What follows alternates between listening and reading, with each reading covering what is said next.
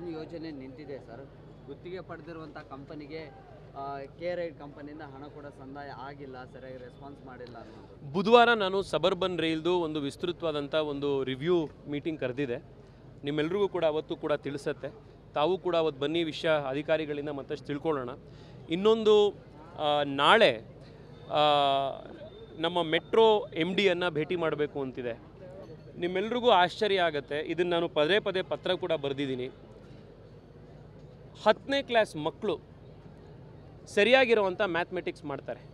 ಈ BMRCL ಅವರು ಅದರಲ್ಲೂ ಮಿಸ್ಟೇಕ್ ಮಾಡಿದ್ದಾರೆ. ಈ ಫೇರ್ ಫಿಕ್ಸೇಷನ್ ಕಮಿಟಿಯಲ್ಲಿ ಕ್ಯಾಲ್ಕುಲೇಷನ್ ಮಾಡೋದ್ರಲ್ಲಿ. ನಿನ್ನೆ ನಾನು ಕೋಣನಕುಂಟೆ ಕ್ರಾಸ್ನಲ್ಲಿ ಒಂದು ಕಾರ್ಯಕ್ರಮ ಮುಗಿಸಿ ಚೌಡಯ್ಯದಲ್ಲಿ ಇನ್ನೊಂದು ಕಾರ್ಯಕ್ರಮಕ್ಕೆ ಹೋಗಬೇಕಾಗಿತ್ತು. ಮೆಟ್ರೋ ತೊಗೊಂಡೆ. ನಾನು, ನಮ್ಮ ಸಹಾಯಕರು, ನಾವೆಲ್ಲರೂ ಒಟ್ಟಿಗೆ ಹೋದ್ವಿ, 3-4 ಜನ ನಮ್ಮ ಆಫೀಸರು. ಒಂದು ಮೆಟ್ರೋ ಟಿಕೆಟಿಗೆ ಅಲ್ಲಿಂದ ನಮಗೆ 70 ರೂಪಾಯಿ ಆಗ್ತಾಯಿದೆ. ನಾವು ಇಬ್ಬರು ಹೋಗಿದ್ದು 140 ರೂಪಾಯಿ, ಇಲ್ಲಿಂದ ಅಲ್ಲಿಗೆ ಹೋಗಿದ್ದು. ಅದೇ ನಾವು 2 ವೀಲರಲ್ಲಿ ಹೋಗ್ಬಿಟ್ಟಿದ್ದಿದ್ರೆ, ಅದು ಎಲೆಕ್ಟ್ರಿಕ್ ವೆಹಿಕಲಲ್ಲಿ ಹೋಗ್ಬಿಟ್ಟಿದ್ದಿದ್ರೆ ಅಷ್ಟು ಖರ್ಚಾಗ್ತಿರ್ಲಿಲ್ಲ. ಪಬ್ಲಿಕ್ ಟ್ರಾನ್ಸ್ಪೋರ್ಟ್ ಚೀಪ್ ಇರಬೇಕು, ಪ್ರೈವೇಟ್ ವೆಹಿಕಲ್ಸ್ ಕಾಸ್ಟ್ಲಿ ಆಗಬೇಕು, ಟ್ರಾಫಿಕ್ಕನ್ನು ಅಡ್ರೆಸ್ ಮಾಡೋಕ್ಕೆ ಸಾಧ್ಯ ಆಗದೆ ಆವಾಗ. ಫೇರ್ ಫಿಕ್ಸೇಷನ್ನಲ್ಲಿ ಕ್ಯಾಲ್ಕ್ಯುಲೇಷನ್ ತಪ್ಪು ಮಾಡಿ BMRCL ಅವರು ಕಳೆದ 3.5-4 ತಿಂಗಳಿಂದ ಸುಮಾರು 150 ಕೋಟಿ ರೂಪಾಯಿ ಹೆಚ್ಚು ಜನರಿಂದ ಟಿಕೆಟ್ ರೂಪದಲ್ಲಿ ಕಲೆಕ್ಟ್ ಮಾಡಿದ್ದಾರೆ. ನಾವು ನಾಳೆ MD ಭೇಟಿ ಮಾಡ್ತಾ ಇದ್ದೀನಿ. ನಮ್ಮ ಈ ಭಾಗದ ಎಲ್ಲ ಶಾಸಕರನ್ನು ಒಟ್ಟಿಗೆ ಕರ್ಕೊಂಡು ಹೋಗೋಣ ಅಂತಿದೆ. ನಾವೆಲ್ಲ ಒಟ್ಟಿಗೆ ಹೋಗಿ ಯಾವ ಆಧಾರದ ಮೇಲೆ ಈ ಕ್ಯಾಲ್ಕ್ಯುಲೇಷನ್ ಮಾಡಿದ್ರಿ, ಈ ಮ್ಯಾಥಮೆಟಿಕ್ಸನ್ನು ನಮಗೆ ಎಕ್ಸ್ಪ್ಲೈನ್ ಮಾಡಿಬಿಡಿ ಸರ್ ಅಂತ MD ಅವ್ರಿಗೆ ನಾವು ಕೇಳೋಣ ಅಂತಿದ್ದೀವಿ. ಏಕೆಂದರೆ ನಾವು ಮಾಡಿದ್ದು ಲೆಕ್ಕಾಚಾರದ ಪ್ರಕಾರ ಮತ್ತು ಎಲ್ಲ ಕ್ಯಾಲ್ಕ್ಯುಲೇಟ್ರ್ ಉಪಯೋಗಿಸಿದ್ವಿ, ChatGPT ಉಪಯೋಗಿಸಿದ್ವಿ.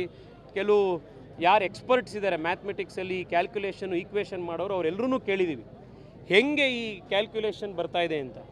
ಮ್ಯಾಥ್ಸ್ ಹೆಂಗೆ ಅಂದರೆ ಸರ್, ನೀವು 2+2 ಮಾಡಿದ್ರೂ 4 ಬರಬೇಕು, ನಾನು 2+2 ಮಾಡಿದ್ರೂ 4 ಬರಬೇಕು. BMRCL MD ಕ್ಯಾಲ್ಕ್ಯುಲೇಷನ್ ಮಾಡಿದ್ರು ಅದೇ ನಂಬರ್ ಬರಬೇಕು, ನಾನು ಕ್ಯಾಲ್ಕ್ಯುಲೇಷನ್ ಮಾಡಿದ್ರು ಅದೇ ನಂಬರ್ ಬರಬೇಕು. ಮ್ಯಾಥ್ಸ್ ಸುಳ್ಳಾಗಲ್ವಲ್ಲ. ಅವ್ರಿಗೆ ಹೆಂಗೆ ಈ ನಂಬರ್ ಬಂತು ಅನ್ನೋದನ್ನು ಅವ್ರು ಎಕ್ಸ್ಪ್ಲೈನ್ ಮಾಡಲಿ ಅಂತ ನಾಳೆ ಅವರನ್ನು ನಾವು ಭೇಟಿ ಮಾಡಿ ಕೇಳ್ತಾ ಇದ್ದೀವಿ.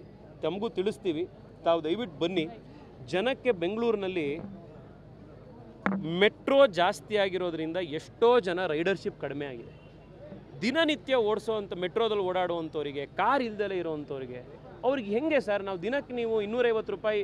ಮೊನ್ನೆ ನಾನೊಬ್ಬರು ರಸ್ತೆಯಲ್ಲಿ ಸಿಕ್ದವ್ರು ನನ್ನ ಹತ್ರ ಬಂದು ಹೇಳಿದ್ದು, ಅವರು ಅವ್ರ ವೈಫು ಪ್ರತಿ ದಿವಸ 2 ವೇ ಹೋಗಿ ಬರೋದಕ್ಕೆ ಪಾರ್ಕಿಂಗು ಸೇರಿ ಅವರಿಗೆ 600 ರೂಪಾಯಿ ಒಂದು ದಿವಸಕ್ಕೆ ಮೆಟ್ರೋ ಖರ್ಚಾಗ್ತಾ ಇದೆ ಅಂತ. 90 ಒನ್ ವೇ, ವಾಪಸ್ ಬರೋಕ್ಕೆ 90 180 ರೂಪಾಯಿ, ಪಾರ್ಕಿಂಗಿಗೆ 30 ರೂಪಾಯಿ ಎರಡೂ ಕಡೆಗೆ. ಹೆಂಗೆ ಸಾಧ್ಯ? ಸಾಮಾನ್ಯ ಜನ ಹೆಂಗೆ ಓಡಾಡೋಕ್ಕೆ ಸಾಧ್ಯ ಇದೆ? ಇದನ್ನು ನಾವು ಇವತ್ತು ಅಡ್ರೆಸ್ ಮಾಡಬೇಕಾಗಿದೆ. 30ನೇ ತಾರೀಕು ಕೇಂದ್ರದ ನಗರಾಭಿವೃದ್ಧಿ ಸಚಿವರು ಕೂಡ ಬೆಂಗಳೂರಿಗೆ ಬರ್ತಾ ಇದ್ದಾರೆ. ಅವ್ರಿಗೂ ಕೂಡ ಈ ಫೇರ್ ಫಿಕ್ಸೇಷನ್ ಕಮಿಟಿಯಲ್ಲಿರುವಂಥ ಸಮಸ್ಯೆಗಳನ್ನು ಹೈಲೈಟ್ ಮಾಡಿ ಕಡಿಮೆ ಮಾಡಬೇಕು, ಇದನ್ನು ರಿವ್ಯೂ ಮಾಡಬೇಕು, ಪರಿಷ್ಕರಿಸಬೇಕು ಅನ್ನೋಂಥ ರಿಕ್ವೆಸ್ಟನ್ನು ತಿರ್ಗಾ ಅವರಿಗೆ ಮಾಡ್ತಾ ಇದ್ದಾರೆ. Thank you.